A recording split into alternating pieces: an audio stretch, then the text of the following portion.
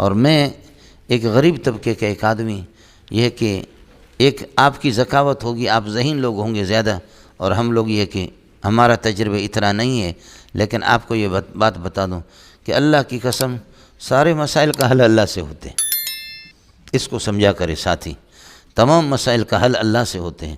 میں چونکہ آپ کو یہ بتا دوں کہ میرا ذہن یہ ہے کہ بس وہ تبلیغ والا ذہن ہے، اور میرا ذہن محمد قاسم نانوتوی والا ذہن ہے، سمجھے؟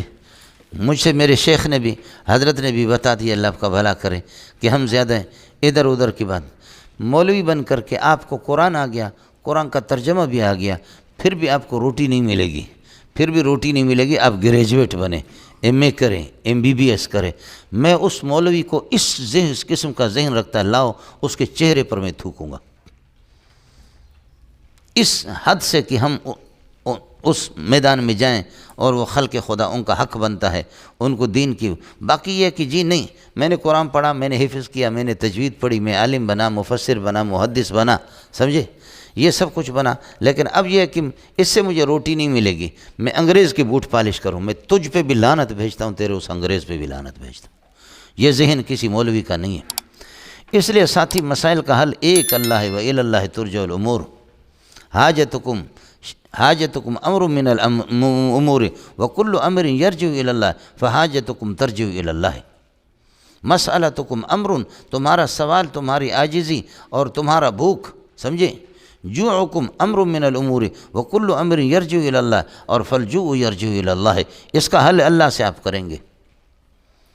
اولاد کا جو مسئلہ ہے، امر من الامور وکل امر یرجع الی اللہ، لہذا حصول الولد، اولاد کا جو حصول ہے، یرجع الی اللہ، اللہ سے ملے گا سب۔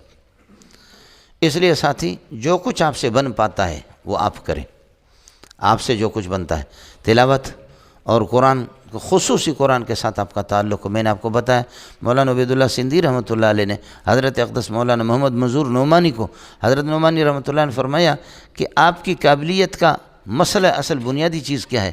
فرمایا کہ مولوی منظور صاحب، میں نے شاہ ولی اللہ کے اس کو اسرار اور رموز کا جو علم ہے اس کا بھی میں حافظ ہوں، منطق و معقولات کا بھی میں حافظ ہوں، لیکن اللہ نے جو مجھے قابلیت دی ہے، میں نے 50 سال قرآن میں محنت کی، سمجھے؟ اور حضرت مولانا ظفر علی خان دامت برکاتہم العالیہ، یہاں ایک دفعہ ہم نے حضرت کو بلایا تھا، بڑی پیاری بات کی، بہت اچھی بات کی ماشاءاللہ۔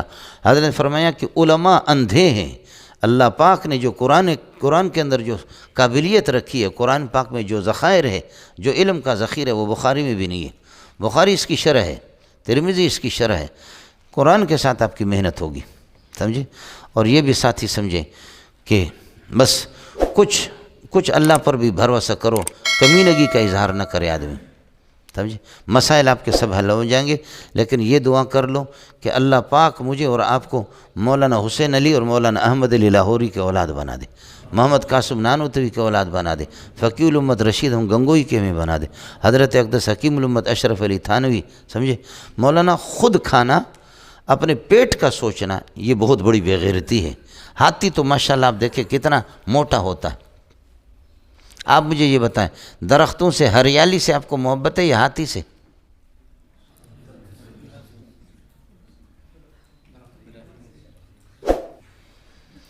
درخت سے آپ کو محبت ہے، ہریالی سے، درخت سے آپ کو محبت ہے یا ہاتھی سے محبت ہے؟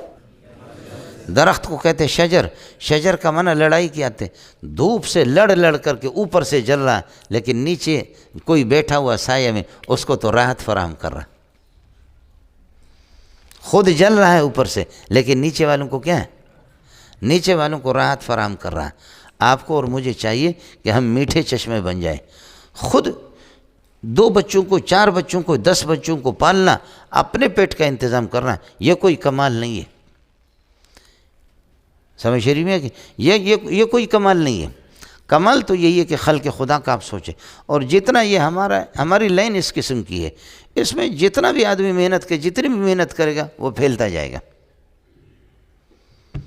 یعنی یوصیکم اللہ فی اولادکم للذکر مثل حظ الانثیین، بیٹی کے لیے 1 حصہ اور بیٹے کے لیے 2 حصہ۔ اب بیٹی 2 حصہ لینا چاہے تو وہ لے نہیں سکتی، بیٹا 3 حصہ لینا چاہے تو لے نہیں سکتا، لیکن العلماء ورثۃ الانبیاء، اس وراثت کے اندر یہ ہوتا ہے کہ شاگرد جتنی محنت کرتا ہے استاد سے زیادہ لیتا ہے۔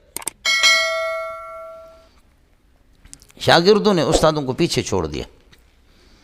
آپ دارالعلوم میں جا کر دیکھیں، بنورٹا میں جا کر کے دیکھیں، کتنے شاگرد ہیں، شاگرد اوپر آگے، اساتذہ نیچے۔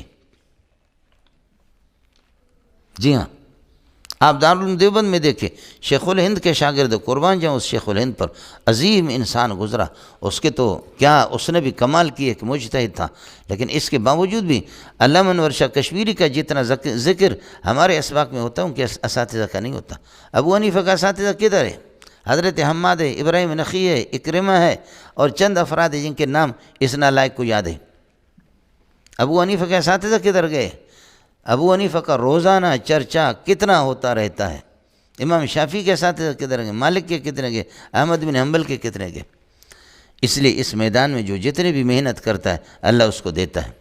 قرآن کے تلاوت، ذکر و اذکار، اور پھر یہ ہے کہ قرآن کے ساتھ قرآن کا ترجمہ، قرآن پاک لغت میں آپ آئیں، یہیں آپ کو لغت ملے گی، اور فقہ اسی میں، اصول فقہ اسی میں، اعتقادیات علم کلام بھی اسی میں، جہاں تک ہو سکے آپ محنت کریں، اور قرآن کا پورا ترجمہ، اور اگر اعراب آپ کو آ گیا نا تو آپ محسوس کریں گے کہ آپ اڑ رہے ہیں۔